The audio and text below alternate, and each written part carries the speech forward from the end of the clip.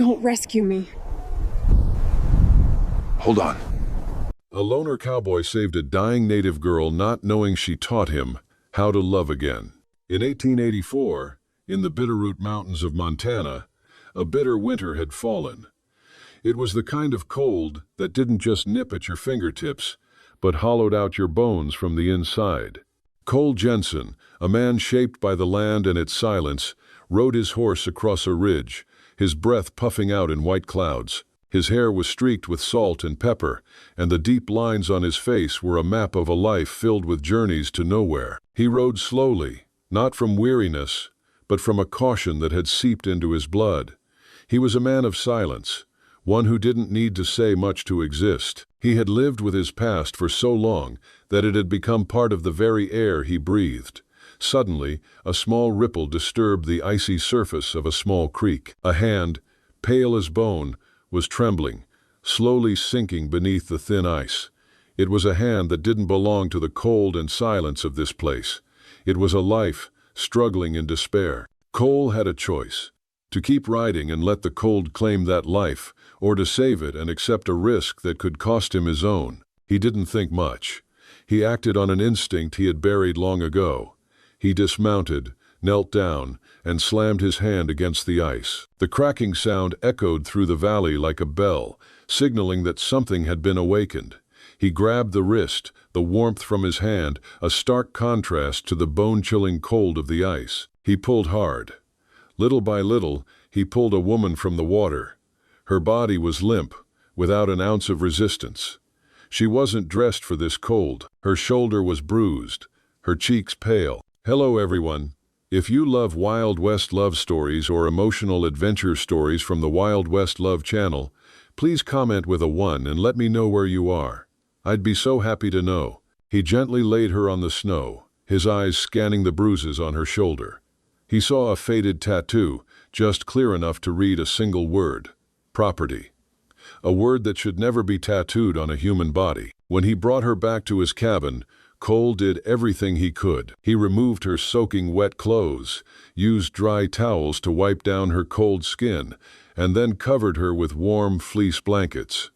He didn't touch her much, just enough to save her. He was a warrior, but now he was just a man saving a life. He threw more wood on the fire, making the potbelly stove blaze, filling the room with warmth. He sat there, his boots steaming, a worn Bible open on his lap. He read a passage, his voice hoarse from disuse, just loud enough for him to hear. He read about redemption, about forgiveness, and about love.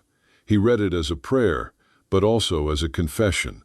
His eyes never left the woman on the bed, but he wasn't looking at her. He was looking at the bruises, at the tattoo, at her silence, as if looking into a mirror reflecting his own past. A distant horse gallop was heard. Then the wind suddenly stopped howling. The abrupt silence put him on alert. After hours of lying motionless, Ilara woke up like a drowning woman dragged back from the riverbed. Her eyes snapped open, filled with panic. She saw Cole, a stranger sitting in the corner of the room. The dim light from the stove cast long shadows on the woman's face, highlighting the bruises. She didn't need an explanation. The scars on her wrist, the sharp pain in her ribs, and the memory of the brutal breath of the bounty hunters were more than enough. Her hand reached out, her thin, trembling fingers grabbing the handle of a small dagger on the table. The blade against her throat was colder than the snow outside. It was a choice she knew too well: death or capture. "Don't come any closer." Her voice was hoarse, as if it had been torn apart long ago. "I'd rather die." Cole didn't move. He understood that those words weren't meant for him.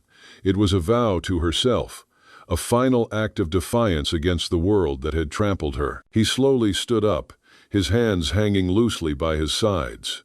He turned his back, walked to the door, and opened it. A rush of cold air poured into the cabin, carrying the wind's mournful cry. Cole stepped outside, leaving the door wide open. Inside, Ilara remained, the dagger still at her throat, but he was no longer there for her to fight against. He had given her a choice. She could run, she could end it, or she could stay. The dagger fell to the floor, a dry clang echoing, sounding more tired than defiant. She stood up, her bare feet touching the rough wooden floorboards. She walked past the simple objects, a chair, a stove, a wool blanket. Each one was a denial of her fear. No shackles, no locks, no imprisonment. Outside, the snow fell like a million tiny needles, stinging her skin, but she no longer felt the cold. The physical sensation was a phantom limb compared to the profound, aching coldness that had settled in her soul. She stood in the open doorway, a fragile boundary between the blizzard and the simmering heat of the cabin, and looked out into the vast emptiness. Her world had always been a landscape of running, a blur of harsh terrain and shadowy figures chasing her. The cold was a constant companion, the sting of wind on her cheeks a familiar terror. But now, in this moment of stillness, the cold was merely weather. The real landscape she was navigating was inside herself. And there he was, Cole, a man who seemed as much a part of the landscape as the jagged rock and stoic pines. He leaned against an old fence post, his hat pulled low, his breath puffing into the air like a silent sigh. He didn't look at her. His gaze was fixed on the horizon, as if he were waiting for something that might never come. He wasn't in a hurry. He just stood there, like a solitary tree, rooted and unmoving. In a life of constant motion, his stillness was the most foreign thing she had ever encountered. In that quiet moment, something clicked into place inside her shattered mind. The road ahead, the one she had always assumed she would take, was a wild and risky land. She had known that for as long as she could remember, but it was also a road to freedom. For the first time, however, she began to question what that freedom truly meant. For her, freedom had always been defined by a lack of something, a lack of chains, a lack of torment, a lack of ownership.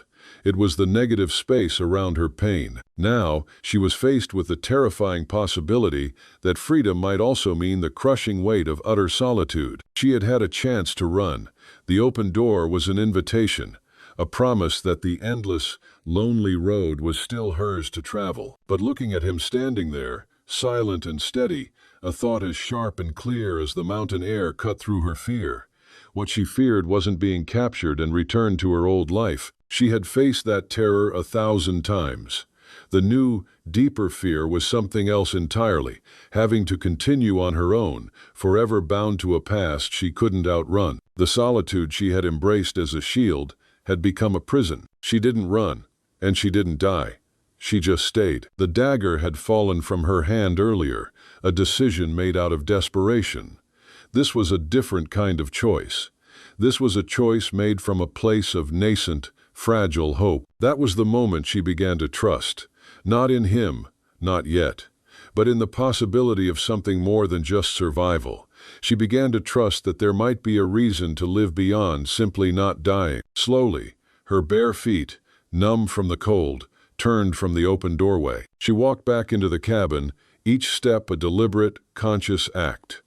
The warmth of the fire, the simple, clean scent of burning pine, filled her lungs. She looked around the small space, the worn table, the neatly stacked firewood, the bed with the thick, clean blankets.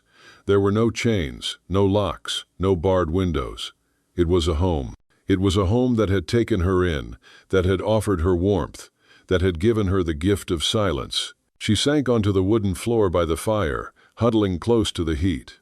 The light from the flames danced and flickered, casting long, shifting shadows. In those shadows, she saw the ghosts of her past, the men who had owned her, the faces of those who had sold her, the brutal mark on her wrist that was a constant, searing reminder of her dehumanization. But in the firelight, she also saw a new reality. She saw the kindness in Cole's quiet actions, the offer of a blanket, the unlatched door, the wordless understanding. The silence that had once been a heavy, suffocating blanket became a space for her to breathe. The emptiness she had felt was not an absence of meaning, but an opportunity to fill it with something of her own choosing. She had been a vessel for others' brutality. Now, she could choose to be a vessel for her own life. It was the first moment of genuine peace she had ever known, a stillness that was both a terrifying void and a blank canvas. She sat there for what felt like hours, listening to the crackle of the fire, her mind finally, for the first time in her life, not racing toward escape. Her gaze kept returning to the open doorway, not with the desire to run, but with a strange, burgeoning curiosity. What would she do now that she had a choice? And what would it mean to finally, truly be free? The answer was not clear, but for now, she was content to just sit and listen to the fire, trusting in the quiet promise of a new day. That night, she lay on the simple bed, wrapped in the blankets that she had nearly died without. The wind outside sounded like an endless lament, while the crackle of the wood in the stove was the only rhythm of life. Her fingers traced her wrist, where the tattoo was faded, blurred by water and time, but still there. It wasn't just a tattoo, but a brutal statement. It wasn't a part of her, but a lie that someone had tried to make true. She closed her eyes, not to sleep. She drifted into a hazy recollection. Nameless faces, voices like daggers, cutting into her skin. A stuffy room, a nauseating smell of blood and tobacco, men laughing, hands grabbing, her head being shaved, the clippers louder than her own heartbeat. A collar tightened around her neck, made of leather, metal, and the rust of pain. She flinched, even in her memory, her jaw clenched, her body still fighting. In the cold, apathetic eyes of the bounty hunters, Alara was just an object, a piece of property that could be bought and sold. Her pain wasn't just the bruises on her skin, but the terrible devastation in her soul. She had lost everything: a home to return to, the parents who had once held her, the siblings she had grown up with. All had vanished, becoming fragments of a shattered memory. Her pain was the pain of a young bird whose wings were broken before it could fly, the pain of a voice that had been silenced. They had turned her into an inanimate object, a commodity that could be traded. Her voice was destroyed. She had no right to resist, no right to choose, not even the right to live. The property tattoo on her wrist wasn't just a mark, but an invisible shackle, imprisoning her in fear and despair. It reminded her that, in this world, she wasn't a person, but merely an object. Her pain wasn't anger or hatred, but a void, a hole in her soul that could not be filled. She no longer knew who she was, where she belonged. Each day was a battle to survive, not to be swallowed by the darkness and hopelessness. It was a dull, unending pain. Outside, the wind continued to moan, like an ancient monster unwilling to leave. Cole sat by the stove, his eyes fixed on the fire, but his mind was elsewhere. He hadn't said more than 10 words since she arrived, but every one of his actions was a message. He left the knife on the table. He left the door unlocked. He didn't shackle her, didn't force her to beg. He had created a void for her, a space for her to choose freedom. When the fire dwindled, he rebuilt it, tossing in another log, then quietly looking over at her. She was curled up in the old wool blanket, in the arms of a burden that wasn't his. At some point in the deep of the night, she got up, barefoot, bare-handed, moving like a ghost. She crossed the room and stood in the open doorway. The snow was up to her ankles, her toes turning red, but she didn't care. She stared into the darkness, her lips pursed. She didn't cry, didn't speak, she just stood there. Cole watched her from the firelight, not a word leaving his lips. He quietly approached, slowly enough for her to hear his footsteps. He draped an old patchwork quilt over her shoulders.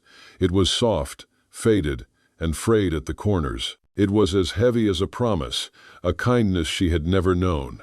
She didn't startle, didn't pull away. She just stood there as it covered her. She stood like that for a long time, seeing nothing, perhaps remembering something long buried, perhaps choosing not to remember. Then she turned and went back inside, lay down again, still not asking his name, or telling him hers. But something had changed. The next morning, she woke up early. Her hands were still red when she brought a bucket of water from the creek. She heated some for tea for herself, but didn't make any for him. When he came in, with his strong arms and the dirt and wood on them, she still gave him the cup. Still no name, still no questions. But there was something different in the silence now. A sharing, an acceptance, something different in the silence. That night, when the fire in the stove blazed up, she no longer shied away. She let the light touch her face, revealing the bruises that were slowly turning the color of sunset.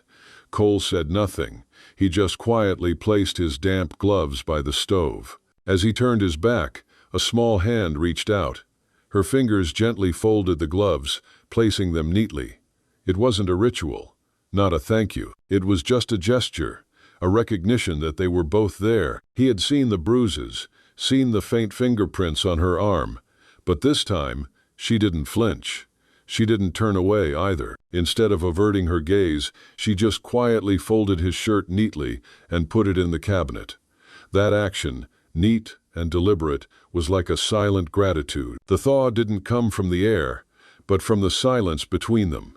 It was like the melting snow outside the window, dripping little by little, slow and patient. It didn't start with a word, but with a second cup on the table, with a pan being cleaned before the fire died down. Sometimes she would hum a very soft tune, not loud, not melodious, but it was there, like the wind through the pines. Cole noticed, but he didn't say anything. He just continued his work, chopping wood, fetching water, fixing a hinge. And each time he returned to the cabin, something was a little cleaner, a little less broken. Elara didn't need thanks. She didn't wait for permission either. She just did, like a person trying to rebuild a house that hadn't burned down but had been left to rot. Each day of her newfound freedom was like a corner of that house being touched by the sun, but the house itself was completely empty. That emptiness was not a lack, but a feeling that was strange and profound. It was like leaving a dusty, screaming battlefield and stepping into a clean, silent room. All the noise had stopped, all the danger had vanished, and suddenly the silence became a heavy burden. She had grown used to fighting, to always being on guard. Her life was a relentless flight, a long chain of fear and despair. When all that was gone, a vast emptiness appeared. It wasn't a new pain, but the absence of the old pain. There were no screams, no pounding hooves, no contemptuous eyes. She was free, but she didn't know what to do with that freedom. It was like a tree that had grown used to being whipped by the wind. When the wind stopped, it just stood there, exposed and alone, not knowing how to sprout new growth. Elara felt like that tree. She had no purpose, no plan. She only had the present. A present so peaceful it was terrifying. That peace came to her slowly and strangely. It wasn't the feeling of happiness or joy she had once dreamed of. It was a profound stillness, a feeling of nothing at all, no fear, no hope. It was like a lake that had been disturbed for too long. Now all the sediment had settled to the bottom.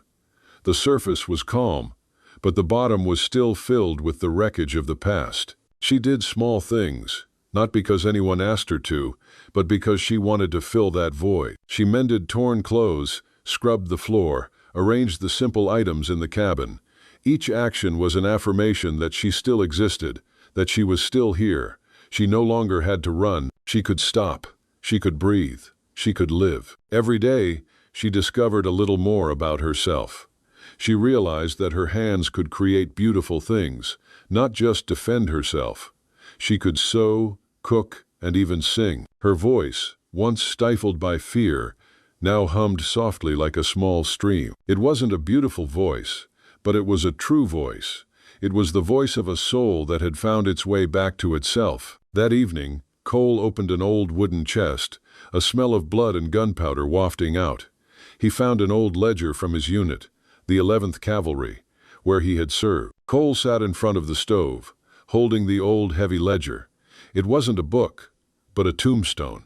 It was a mirror reflecting the memories he had tried to bury. He turned the pages, the numbers, the names, the words blurred by time, losses of the Shoshone tribe, women, children, villages razed to the ground. It wasn't war. It was annihilation, a kind of crime that no order would ever permit, but he always knew he was a part of it. He didn't turn away. He looked straight at the truth, turning each page, each one worse than the last, and when he reached the final page, he simply threw the entire ledger into the fire. No prayer, no ritual, just fire and smoke. The ledger was consumed by the flames, the black ink cracking, the edges curling, flaring up once, then dying down. It burned halfway, then stopped. He buried it again. The final page curled slowly, as if a soul was trying to hold on. He watched it disappear, then closed the stove door, without blinking. From outside the cabin, Ilara saw the ashes flying up from the chimney, like the whispers of the past. She said nothing. She just continued to mend the torn curtain with her skillful hands. Her fingers moved, the needle and thread working, as if she was trying to mend a world she no longer believed in. Cole sat across from her, his open Bible on his lap. But he didn't read. His gaze was distant, looking into nothingness. In the cabin, the warmth from the stove drove away the winter cold. But it couldn't warm the emptiness between them. It was a void created by pain and silence, by a past that couldn't be erased. The room was warmer than in previous weeks, but it still felt cold. It was a truth they both recognized, and it made them feel even more alone. He had burned it. The flames in the fireplace flared up, consuming the pages and his painful memories. The flickering firelight shone on his face, his eyes red. He watched the fire burn his past, feeling a weight lifted from his shoulders. He had once been a warrior, but now he was just a man who wanted to find peace. She did the things a woman who had lost everything would do, quietly mending a torn dress, cleaning the cabin, arranging everything. One morning, Ilara found an old, worn cavalry badge, half buried in the dust. She understood its meaning. It was a symbol of destruction, of oppression. She picked it up, her fingers tracing its contours, feeling its coldness. Cole saw her staring at it. He said nothing. She didn't ask either. Instead of confronting Cole, she quietly went to the creek, took some clay from the stream bed, and molded an identical badge. She meticulously carved it with the same lines, the same grooves. She held it up in front of her, then crushed it in her hand, letting the crumbled clay fall. She shook the remaining dirt from her hands into the air. The two remained silent, as if they were both pinned under heavy stones, and neither knew who would lift the weight first. Before going to bed, Cole placed an old faded wool dress with the name Mary embroidered on the sleeve at the foot of Ilara's bed.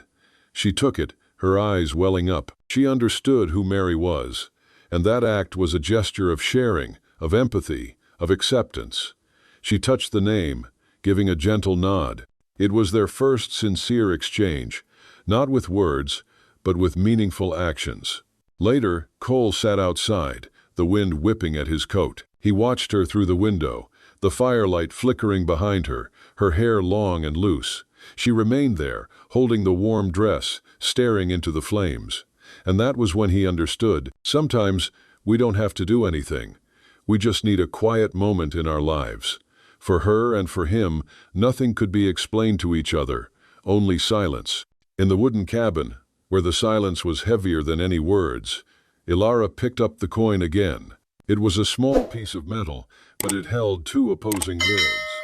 On one side, it was engraved with the image of the 11th Division, the unit that had once sown terror upon her people. Looking at it, she saw the sooty faces of her loved ones, the flames licking at the roofs of their homes, the scar on her wrist serving as an indelible reminder of her loss. Every fiber in her hands trembled, not from the cold, but from a persistent, lingering pain. She had lost everything, and men like Cole had taken it from her. Yet, this coin was also a different kind of reminder.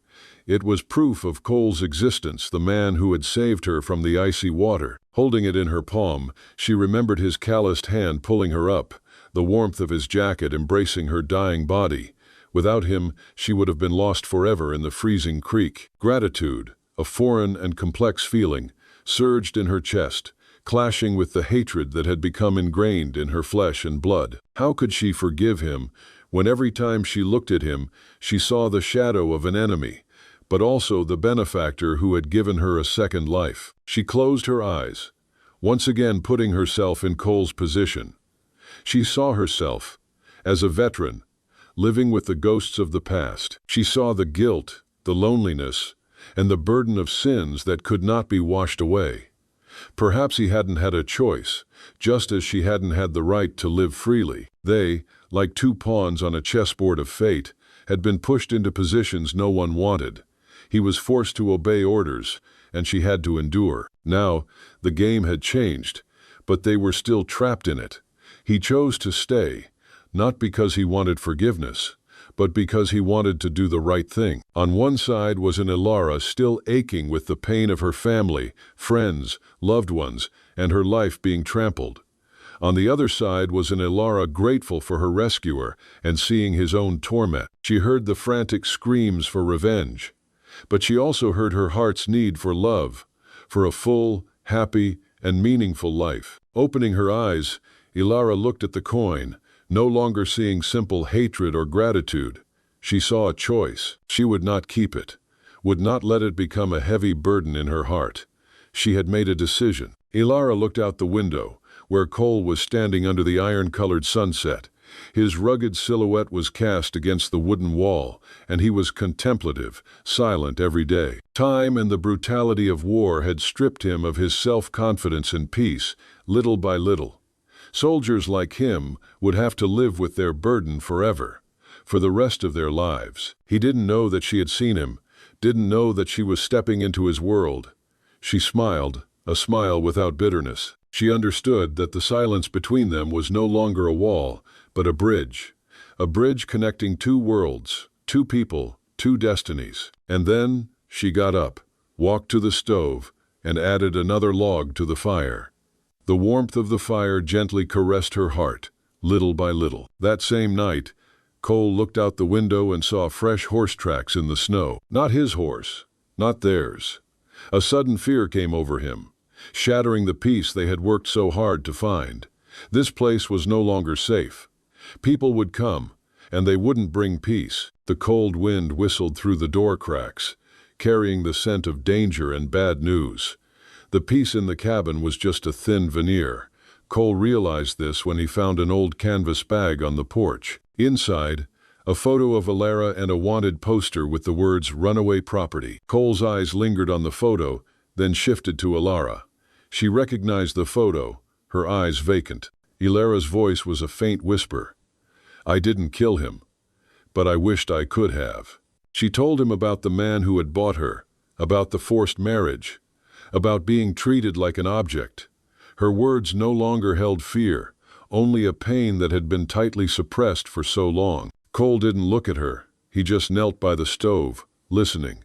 His action was one of respect, of acceptance. He let her speak everything she had buried inside, so she could be free. And when she finished, he simply added another log to the fire, a small but meaningful act, a promise that he would protect her. Outside the town of Timber Ridge, the sound of hooves echoed. Ma Jessie, the saloon owner, was standing at the bar, her sharp eyes watching everything. Suddenly, a strange man walked in, a rifle on his shoulder. He was Buck Scars O'Malley, a ruthless bounty hunter. He placed a wanted poster on the bar, ordering a drink. "I'm looking for someone," he said. "A Shoshone woman." Ma Jessie quietly wiped a glass, her eyes still on him. She said nothing, but her look conveyed a message. At the same time, Eli, the young deputy, was standing in a corner of the saloon. He overheard the conversation and saw the wanted poster. A seed of doubt sprouted in his heart. He had heard his father, Sheriff Holt, talk about similar cases, but he had never felt them to be so unjust. At that moment, Cole was also in town. He bought some supplies and secretly passed a letter to Ma Jessie. In the letter, he told her to be careful and gave her some instructions. Ma Jessie read the letter and scoffed. She understood that a storm was coming, and no one could stop it. When he returned to the cabin, Cole found a strange boot print in the snow. Not his boot, not Ilara's. Someone had been following them. Someone knew where they were. He and Ilara looked at each other, and without a word, they understood. Safety was gone. It was time to face them. Sheriff Holt and Eli rode up to the cabin. They stopped, standing tall in their saddles. "Cole Jensen," Sheriff Holt said, his voice hard and cold. "You're hiding a fugitive." Cole didn't answer. He just looked into Sheriff Holt's eyes, his gaze filled with resolve. He couldn't defeat them with guns. He had learned that sometimes the most powerful action is to accept. He stepped aside, letting them arrest him and tie up Ilara. As they rode away, Cole and Ilara were silent. Sheriff Holt believed he had won. But Eli, the young deputy, kept glancing at Ilara. He saw the strength and pain in her eyes, and he understood that something wasn't right. An internal battle was raging within him, between his loyalty to his father and his own conscience. The wind whistled through the rocks, carrying the whispers of a story that had ended, but another was just beginning. Sheriff Holt sat by a dying fire, watching the faint flames lick at his wrinkled face. His gun, the symbol of his power and law, lay abandoned in the snow, left behind by his own son. Eli had left with Cole and Ilara, without a goodbye. Eli's choice wasn't just a betrayal, but an indictment of the system Sheriff Holt had dedicated his life to protecting. He couldn't say anything. He had already said too much. Cole, Ilara, and Eli rode in silence. Each hoofbeat was a heartbeat, carrying them further from the past and closer to an uncertain future. Eli, the young deputy, looked at Ilara. He no longer saw a frightened woman, but a resilient one, full of inner strength.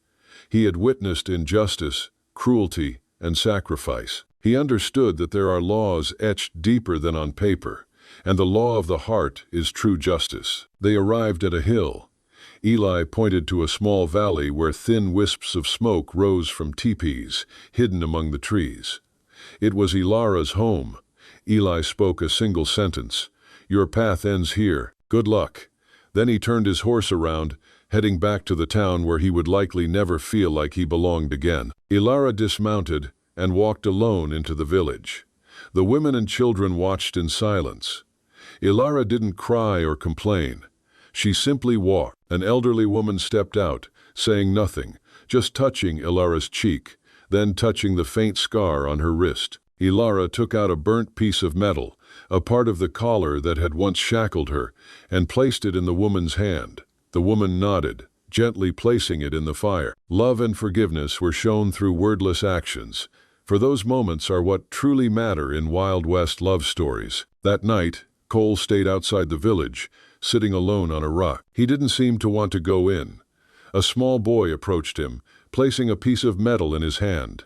It was an old 11th Cavalry badge, melted down and reshaped into a flying bird. Its wings were raised high, touching each other, symbolizing forgiveness and freedom. Cole looked at it, his fingers trembling as he touched each line. This was not a badge of war or destruction. It was a mark of rebirth. Cole was there all night, gazing at the flying bird in his hand. He didn't cry, but he felt a weight had been lifted, leaving a sense of peace in his heart. He stared at the new badge, the image of a free bird, and felt something shatter in his chest. It wasn't sadness, but a deep sense of liberation. He had carried the weight of war, of the screams, of the blood and tears. He had once believed that war was necessary, that it was glory. But now, he knew that war was only destruction. It had stolen his youth, his love, and the peace in his soul. He remembered the early days, when he was a young man, full of passion and ideals. He had eagerly gone to the battlefield, believing he was fighting for a noble cause. He had journeyed through snowy valleys, crossed freezing rivers, and fought in bloody battles.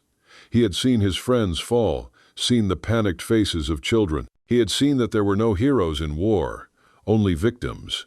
He had seen that there was no glory in war, only brutality. He had become a man of silence, one who no longer believed in any ideals. He had become a man of solitude, one who could no longer love. He had become a man of destruction, one who carried the burden of unforgivable sins. The badge in his hand was a reminder. It was not a badge of war, but a mark of rebirth. It was not a badge of destruction, but a mark of forgiveness. It was not a badge of loss, but a mark of hope. It showed him that even in the brutal world of war, there could still be love and forgiveness. It was a story about love, a cowboy love story where wounds are healed. Their story, one of the best Western stories, is a testament to the fact that love can blossom even in the harshest places. Please subscribe to follow the latest stories. In the best Wild West stories, we often see heroes saving the world.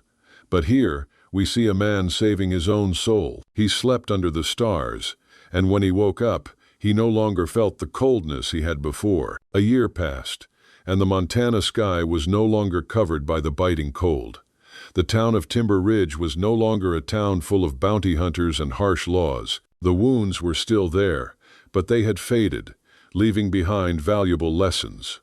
Under the brilliant golden sunlight of spring, on the land that had once been torn up, a small farm had grown. It was Cole Jensen's farm, which he had rebuilt from the rubble, not in haste, but with the meticulousness of a man rebuilding his life. Ilera was no longer the shy girl of old.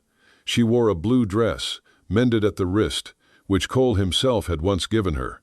She was tending a small garden where she grew wild flowers. The garden bloomed, full of color, a symbol of the new life she had found. Cole, who had only ever known loneliness, now always had a woman by his side. They didn't say much, but every touch, every look, was enough to say it all. Their relationship was built on silence and trust, not on flowery words. One afternoon, Eli rode up.